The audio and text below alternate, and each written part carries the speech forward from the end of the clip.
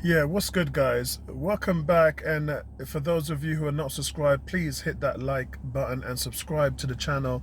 And thank you, guys. Great show again last night. Little bit long. I think that's a record for the longest show that we've ever done as far as the player ratings. But when we have big games and when we win a cup or a championship or a title, we will spend this time a long time to go in and glorify the win and glorify each player, give each player the respect that they deserve. And sometimes last night we were celebrating players and sometimes we were just like, yeah, this player gets a 5 or something. And hold on a second, we just won the Community Shield against Liverpool. So it's kind of like the reality of where we are.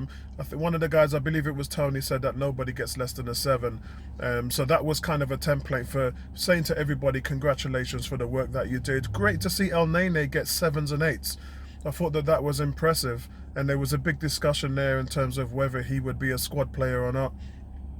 And again, let's rule out the fact that we're talking about someone who can start in the first 11. That's not what we were saying. What we were talking about is this guy is workable in a 25-man roster system, and that's all it is. Because as much as we talk about great midfielders, as much as we talk about good defenders as well, and I'm talking about Rob Holding here, as much as we talk about all these guys coming in, Gabriel, William Saliba, and the big man, the leader, David Luiz, people are going to go through suspensions, people are going to go through injuries, and while there's 38 games to play, you'll roughly play about 60 games, including all the cups and everything, and that's too much for players to do. And you need guys coming off the bench after 70 minutes. You need to play guys in earlier rounds of the League Cup and things like that. And you need to rest your stars. You got to remember the games are going to be coming in thick and fast this season, so it's very unconventional. It's not going to be like a normal season. It's going to be rushed because we've got the Euros coming in and we've got no winter break as well. So everything's going to be greatly condensed, and because of that, you need a squad. And this is why I said clubs like Sheffield United, Spurs, Burnley, Wolves, Leicester, these teams that are on the crux of top 4 or mid-table teams, and including Everton, but I think Everton's going to do well in the market this year. But they're going to struggle because you need a squad. You cannot simply play your first 11 game in, game out every 3 days, because your injury record is going to get worse, players are going to get broken down, and you're going to be put in a situation where it's not sustainable as a manager or as coaches. So I think it's important for everybody. This is the reason why we're seeing all these bids come in for Maitland-Niles and everything, because people want more squad players, they want bigger teams. And I think that that can only be positive because there's so much dead wood that needs to get filtered out. The laugh yesterday was Ainsley Maitland-Niles. Nobody wants him to go. The player said, I'm here as long as they want me. That was an indication that he's basically said to them, look, I need to play more because I have a future. I need to get in the England team, which he did. And that's probably doubled his value from 15 million to 25, 30 million. But even at 25, 30 million, guys, that's a joke. You know, he's displayed better football than Ben Chidwell, who went for 50 million. Yeah. So how are we judging a player at 50 million? They're both British, but how are we judging a player at 50 million and then you go and put in a 15 million bet? That's ridiculous. This guy started against Man City, he started against Liverpool previously. He came on against Wolves and shut down Aman Traore, and then he's played again. So Arteta is preferring this guy in a starting role. And then we're hearing all this. It's just ridiculous. Look, you wouldn't hear this in any other team. If people wanted to put in bids for Robertson or Trent Alexander or Gomez from Liverpool, you wouldn't come in with 15, 20, but you just wouldn't do it. So why are you doing it with Arsenal?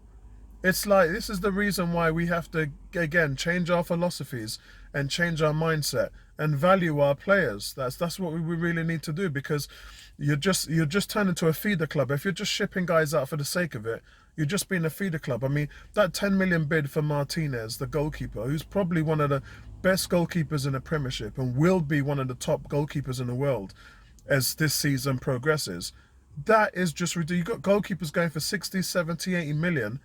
I can't even hear it, guys. It just stinks of how little people think of Arsenal.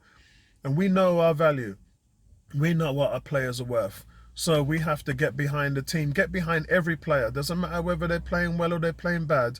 Yeah, it's our job as fans to support the team. Look up the word support in the dictionary, yeah? So, on to the ins and outs, guys. There's not a lot. As we said, the Martinez and Maitland-Niles deals, which we had offers, are literally been slammed shut. Martinez, who we know is on 20 grand a week, he looks like he's going to sign a 2-year extension, and that's probably going to be somewhere around 90 to 100 grand a week. And I really think that that's what the player loves. Look, he already knows that last weekend Arteta made him his #1 choice to play against Liverpool, and that says a lot for a player when your manager has put faith in you. Bernd Leno, we could see his face. Did you guys see Bernd Leno's face when Martinez went to get his medal? His face just looked like, there's no way I'm going to get this #1 spot back. You know, he was almost that look of defeat that this guy, this pillow, this tower of strength that Arsenal have now between the posts, is just not going to, he's an immovable object. As long as he keeps playing like that, the consistency keeps on going. And we talked about he couldn't do nothing about the goal. The ball was being ping-ponged around in the area, and it was 6 yards out, so it was too close for him to even react, and it was also in the bottom right corner, so not much he could do on the goal. But his commanding presence, he's taunting Van Dijk before the penalty, yeah, getting underneath his skin. That guy's an imposing figure. If you guys saw when he flexed his muscle and you saw his guns, yeah, his guns looked, this guy physically, in my opinion, is the most imposing goalkeeper in the Premiership. You stand him next to anybody, yeah, his guns, he's ripped, he's 6'4.5". This guy is just a beast. And I think, seriously, by the end of this season, I think people will be talking about he is the best goalkeeper in the Premier League. I said it for a couple of weeks now, and I'm saying it again now. I think he's going to be one of the best goalkeeper in the Premier League, and I think he's also going to be one of the top goalkeepers in Europe. I really do think his value is going to shoot up to 100 million. He's younger than Bernd Leno. Yeah, he's 27. Bernd Leno's 28. And I think that he's going to staple his quality this season with Arsenal. Ainsley Maitland-Niles, as I said before, that's a non-goer. He's staying. The team wouldn't even think about putting him on the market right now. And as I said before, I seriously, I value him somewhere around 40, 50 million. Yeah, that's just my opinion. But moving on, guys, Guendouzi didn't celebrate the Community Shield victory. And it's strange. We got all these messages from ex-players. Ozil sent a message. The biggest one was Ceballos. Ceballos sent a footage where he was in front of the television and he went batshit crazy when Aubameyang scored the goal. Just hearing him scream and shout in front of the television. And look, this guy wants to come back and be a part of this, yeah, so badly. I don't know what's taking Arsenal so long to get these deals done. I mean, look, like I said, we've got 5 weeks to go until the window closes. So one can say there's no rush, but the season starts in 2 weeks. So you want to get your guys back in. You want to get them in training. You want to make sure they're sharp. And we got so much things to look forward to, guys. The fact that we didn't have Saliba, Gabriel, Pepe, Lacazette, Willian. Yeah, we didn't have any of them players playing against Liverpool. That's 5 players. That's like half a team. We didn't have half a team. Half of our best players we didn't even have against Liverpool, and we still turned them over. What does that say to you? And remember, we're talking about squad. We're talking about having the ability to have a squad to play in the amount of games that you are this season. So I really, really think that this is going to be a message of intent. But for Guendouzi, nothing. So remember when Arteta said everybody's got a clean slate? It looks like the message didn't get through to Guendouzi, because this morning now we're hearing Valencia are interested in him. So look, it's just going to be one of those things. And as you guys know, I love him as a player, but I'm putting my hand up. If money comes in and that's money we can use to get Thomas Partey, then it's one in, one out. Simple as that. No problem from me. We were told that Socrates' deal to Napoli has been done, 4.5 million euros, which is 4 million. So hopefully we'll get confirmation of that in the next couple of days. Remember, it's a bank holiday today in the UK, so we're not going to hear much news. I'm expecting tomorrow the Gabriel and Aubameyang to be announced. It has to be, because both deals were done last week, a long time ago. And I believe it's just the incentives and all those things that they've worked on. But how long does it take to do that? I mean, I just, the likes of Chelsea and all them guys, once you hear the rumour, the deal's done the next day, like 24 hours, they're holding up a Chelsea shirt and they're on parade and the cameras all going. For us, we got to wait weeks.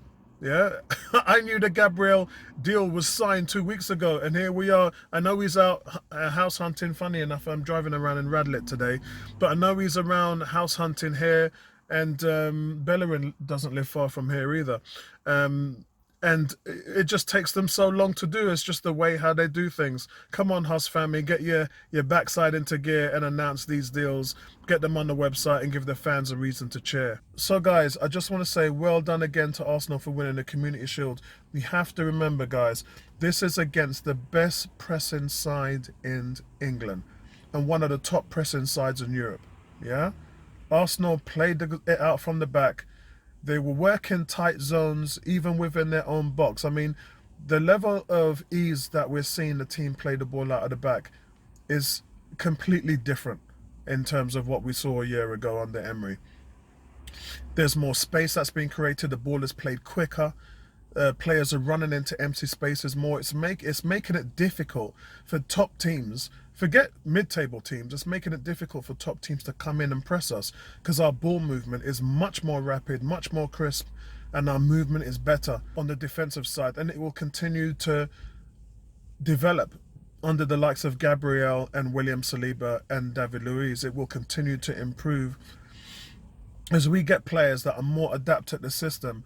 And look, it's not always going to be crisp. It's not always going to be fantastic. Occasionally, there's going to be the odd mistake, but we can deal with that. What we've got now is a consistent model of playing the ball out of the back, which is making us look very neat and very tidy. And if we shore up the ball possession in the midfield, then the sky's the limit for this team because the wingers will create goals. The likes of Pepe, Saka, they will create goals, and Willian in the middle. So look, I loved what they're doing, and David Luiz, Liverpool put him under a lot of pressure to pass the ball out. He's our leader, man. He's our linchpin there. People talk about spine. David Luiz is the spine. He's the leader, and I can't wait to see what he does to bring these young guys through. William Saliba and Gabriel, the young Brazilian. I want them guys to suck in as much experience and guidance from Luiz so that we can get this thing off the ground. Look, three at the back is the way things are going to be for now until we're able to get more players in wider positions. And I don't know what's going to happen to the likes of Bellerin, and I hope Kieran Tierney now moves into the midfield. That's where they want him. That's where he can do most of his dangerous work. You know, somebody like that is playing in front of Gabriel, and someone like that who is helping Aubameyang on the left with the overlap and passes with 1-2 becomes a very dangerous thing because he looks after the ball well. All of this helps our positional play, guys. Yeah, all of this helps our positional play. But from the team as a whole, their willingness list to do the hard work is evidence of the intent and the confidence that Arteta is bringing to the team. Arteta wants his side to work hard. And there's no compromise here, guys. This is how we're going to go. This is how we're going to work. And we're going to beat the best opponents because of this style. So long may it continue.